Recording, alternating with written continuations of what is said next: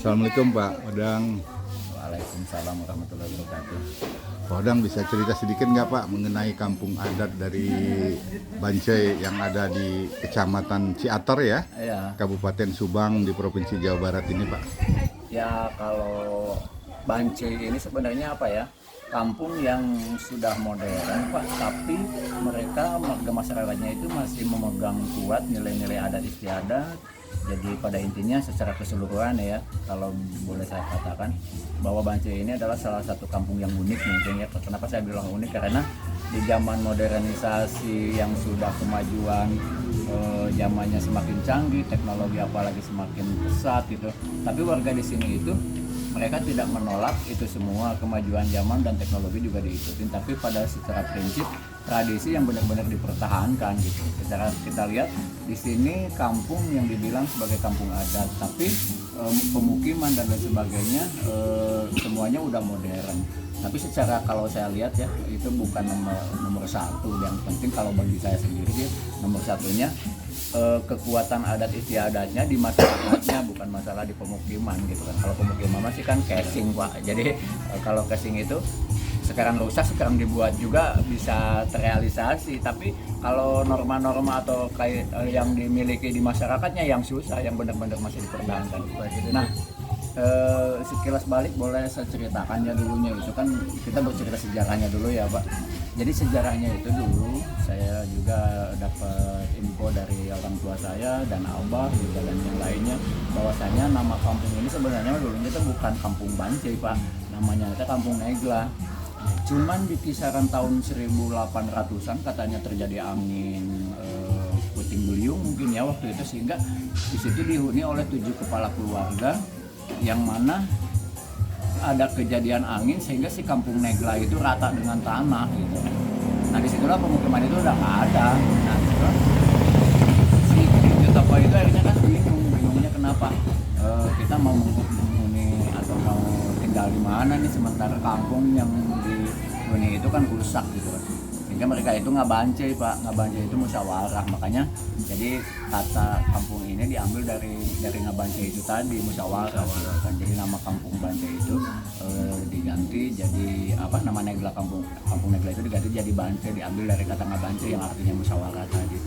Nah, apa yang harus dilakukan Bang hasil dari Ngabancai itu? Yang pertama Pak, jadi konon katanya hasil kesepakatan bersama kan, yang pertama nama kampung harus diganti itu kan dari Negla ke Bancai. Terus yang kedua harus melaksanakan ritual ruatan bumi, ruatan gitu. Makanya kenapa harus ruatan, kan ruatan itu adalah salah satu dari kata rawat mungkin, yang lebih ke bagaimana cara kita merawat segala hal supaya kekuatan itu lebih apa ya, lebih segala sesuatu kan, kalau yang namanya dirawat itu lebih kuat mungkin ya Pak ya. Betul. Jadi apa yang harus dirawat katanya itu, jadi bagaimana hubungan kita manusia dengan manusia, hubungan kita dengan alam, kebutuhan apa, hubungan kita dengan sang pencipta kita. Makanya disitulah akhirnya banyaklah aturan-aturan yang diberikan oleh leluhur kita berkaitan dengan pamali dan lain sebagainya gitu kan. Ya mungkin karena kan kalau misalkan leluhur kita tidak memberikan sesuatu aturan, yang orang itu hidup akan seenaknya gitu loh. Makanya yang boleh kita lihat lah sekarang bencana di mana-mana itu kan ulahnya manusia, karena mereka sudah tidak mau lagi menghiraukan atau melaksanakan aturan-aturan yang diberikan oleh leluhur gitu. Ya gambaran contoh mungkin dengan yang tadi saya bilang, hubungan kita manusia dengan alamnya ya Pak, yang mungkin mereka itu sudah menghilangkan itu semua sehingga hutan-hutan dirusak atau apalagi lain sebagainya. Karena di sini masih ada pamali itu, nggak boleh hari Jumat ke hutan, nggak boleh misalkan hari Senin ke hutan. Jadi lebih ke bagaimana hutan itu jangan selamanya diganggu gitu kan, biarkan dia tenang atau apa gitu. Makanya di sini juga kalau nebang pohon harus ada hitung-hitungan. Jadi kalau misalkan kita punya 10 pohon nih, ya jangan ditebang semua gitu kan. Kan itu bagian dari yang tadi saya bilang aturan yang diberikan. Itu hubungan kita manusia dengan alam, hubungan manusia dengan manusia, bagaimana caranya kan menjaga keharmonisasian, sehingga kalau misalkan nggak bertegur sapa pamali gitu kan. Kalau misalkan kita ada sedikit pemborosan ada pamali, ya lebih ke nilai-nilai yang diberikan oleh leluhur kita itu lebih ke aturan hidup kita di zaman semodern ini juga tetap harus ada aturan gitu. Berkaitan dengan masalah adat istiadatnya atau ritual-ritualnya sih itu banyak Pak. Jadi ada ritual yang diselenggarakannya itu dengan secara serentak, maksudnya apa ya, si penyelenggaranya itu ada mulai dari satu kampung, ada juga yang golongan, ada juga yang lingkungan, ada juga yang paling banyak itu individu. Gambaran contohnya, ketika misalkan ruatan bumi itu kan diselenggarakan satu kampung Pak. Jadi swadaya masyarakat yang itu bisa menghabiskan dana sekitar 100 jutaan lebih, itu semuanya dilaksanakan pure oleh iuran masyarakat. Nah ada juga yang ketika di sini itu hajat mulu ya, hajat mulu yang mana itu ada juga yang si penyelenggaranya itu keturunan misalkan yang atletik ya, Raden Ismail Saleh, yang mereka itu melaksanakan kegiatan ritual yang sifatnya penyelenggaranya keturunan. Ada juga yang kayak misalkan lingkungan itu kayak hajat wawar itu yang diselenggarakan oleh wilayah RT, kayak semacam ruang lingkupnya RT gitu kan. Nah ada juga yang golongan itu kayak misalkan hajat solokan ya, hajat solokan itu karena di sini itu ada 2 saluran irigasi, sehingga ada solokan yang itu, ada juga solokan Cikadaringan. Yang penyelenggaranya ketika yang punya saluran irigasi itu ya mereka lah yang akan menyelenggarakan itu, yang ketika kita punya sawah dua-duanya otomatis ikut ke sana ikut ke sini. Nah kayak gitu kan.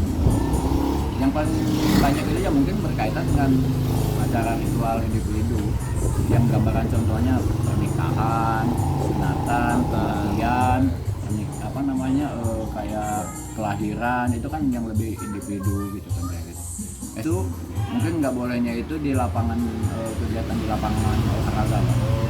Jadi mereka warga di sini pun semuanya jadi di tempat itu nggak boleh bising Pak gitu kan. Jadi ya itu yang mungkin ya itu tadi yang saya bilang, bagaimana kita itu menghargai dengan antara hubungan manusia, bahkan menghargai juga dengan hubungan kita dengan makhluk gaib lah istilahnya kan kayak gitu. Yang notabene di situ semuanya kalau kita kan sudah mau menghargai kepada semua kalangan, entah itu menghargai alam, menghargai sesama manusia, insya Allah hidup ini itu kita akan damai selalu. Nih Pak Odang, sekarang dengan era modernisasi dengan teknologi yang begitu sangat membumi sekali sekarang ini Pak ya, kira-kira untuk mengatasi ini apa peran serta dari kampung adat Bancai ini untuk generasi muda kita Pak? Ya setelah saya mencoba untuk mengarahkan anak mudanya bagaimana mereka itu jangan sampai berperilaku yang negatif lah ya ibaratnya. Karena ya itu dari saya bilang bahwasanya ini nih loh harus kita berikan kepada mereka edukasi tentang kaitan nilai-nilai dalam adat istiadat itu, karena ini penting banget bagi kelestarian dalam menjaga ini semua. Sehingga sebenarnya tantangan itu semakin kesini semakin berat ya, karena kan dengan era modernisasi teknologi semakin canggih, terkadang anak ketergantungan gadget gitu kan ibaratnya. Tapi ya itulah modal kita, bagaimana kalau sekarang itu memberikan satu edukasi kepada anak itu, kita itu mengalah untuk menang, dalam artian gini, kita harus butuh kesabaran Pak. Jadi istilahnya bagaimana caranya supaya kena kepada mereka, ya istilahnya metode pemberian penyampaiannya itu harus benar-benar alon-alon asal kelakon lah kalau bahasa Jawa kayak gitu. Pak Odang, di samping tadi warisan leluhur itu untuk bisa mengantisipasi hal-hal yang negatif bagi generasi muda kita, kan kita juga sering kedatangan Bapak tidak hanya untuk intern, tapi karena cucu saya juga pernah belajar di sini dari sekolahnya waktu SMP di situ. Nah, ini kaitannya Pak, kira-kira materi apa yang diberikan ataupun ada edukasi apa ke masyarakat yang dari luar yang menginap di sini untuk belajar di sini Pak?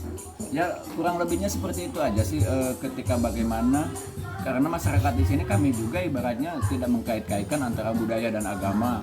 Ketika di budaya ada nilai agama, ketika di agama juga ada nilai budaya. Itulah bagaimana peran penting kepada mereka yang datang ke sini itu lebih mengedukasi.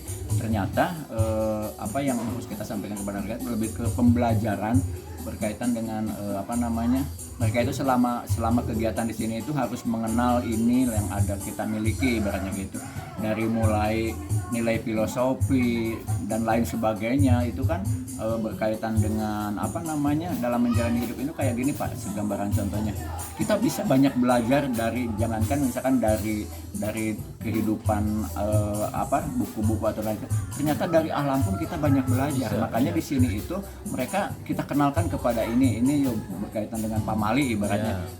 Sebab akibatnya apalagi kalau sekarang itu tidak hanya sebatas kajian apa namanya penyampaian aja, tapi bahwasanya dengan ilmiahnya pun kita berikan kepada mereka. Gambaran contoh gini, aya istilah kan nggak apa pamali ulah cicing di lawang ibaratnya mantak dong tot jodoh. Itu dulu itu hanya kita mendengar kata pamali doang juga udah nurut, tapi anak sekarang kan belum tentu. Tapi bagaimana caranya ketika pamali itu nyampe kena mereka, ya kita kaji dengan ilmiahnya bahwasanya yang ngalangin jalan lah kan orang. Nah lebih ke seperti itu Pak. Sedangkan pamali di sini itu ratusan banyak lah ibaratnya. Nah dari hal contoh gambaran kerjanya paling penyampaian untuk belajar kepada anak-anak apa seperti itu kita beri. Dan saya lihat juga pengunjung ke sini itu udah ribuan Pak, kalau dihitung itu udah nggak kehitung lah ibaratnya ya.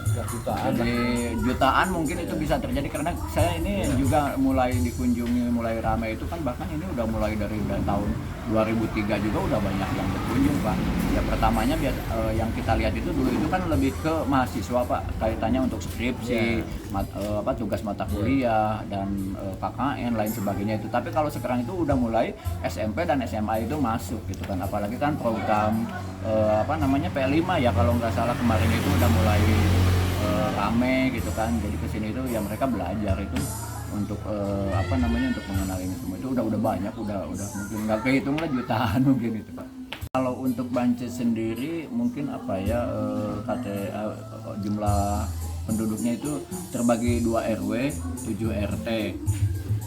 Perkiraan jumlah kakaknya itu di angka 900-an lebih Pak. Jadi itu hampir imbang antara laki-laki dan perempuan, itu hampir imbang, gak jauh beda, paling bedanya cuma 6 atau 7 yang data statistik yang kita miliki kemarin gitu. Jadi warganya lumayan udah padat sih di sini. Kang nami Kang? Dani Saiful Nur Rahmat. Asli sini? Asli Bancai. Bancai ya, desa kampung adat Bancai di Subang ini ya. Nah, Kang panggilannya apa? Dani aja Pak. Kang Dani ya? Ya. Kang Dani, ini apa yang Kang Dani rasakan dengan apa warisan budaya yang diterima ataupun yang dilestarikan di kampung adat ini bagi Kang Dani? Untuk yang saya rasakan itu tentunya sangat senang sekali ya Pak. Dalam artian kita punya warisan yang memang harus tetap dipertahankan oleh anak muda atau generasi berikutnya seperti itu. Jadi memang banyak hal yang harus kita pelajari di berbagai nilai-nilai kearifan lokal dan berbagai atraksi-atraksi budaya gitu. Contohnya yang paling akbar Watan Bumi yang mana tiap tahun sekali itu digelar, dan di situ juga kan anak muda dari ya usia dini sampai usia lansia itu semua ikut berkontribusi dalam kegiatan tersebut, apalagi dengan kegiatan-kegiatan yang lainnya yang itu kelompok maupun pribadi ataupun ada sangkut pautnya dengan nilai-nilai pertanian, perkebunan ataupun tani hutan gitu. Itu bisa menjadi sebuah apa ya pengetahuan baru bagi pengunjung-pengunjung yang datang ke sini gitu. Nah, kaitannya dengan apa warisan leluhur untuk kearifan lokal ini dengan alam gimana? Nah, untuk kaitannya itu sangat berhubungan Pak. Jadi budaya atau warisan leluhur ini dengan alam itu tidak bisa dipisahkan. Jadi memang harus saling terhubung antara satu sama lain gitu. Seperti itu Pak. Oh, jadi dengan adanya apa warisan leluhur ini alam bisa terjaga ya? Ya, alam bisa terjaga. Dari luar juga suka ada datang sini Kang Dani? Dari luar banyak Pak yang datang dari sini, mau itu warga lokal ataupun pengunjung lokal ataupun pengunjung asing itu udah ada. Dan kebutuhan dari luar itu kebanyakan itu pengen tahu kebudayaan dan nilai-nilai kearifan lokal di sini. Begitupun dengan hubungannya kaitannya alam dengan masyarakat.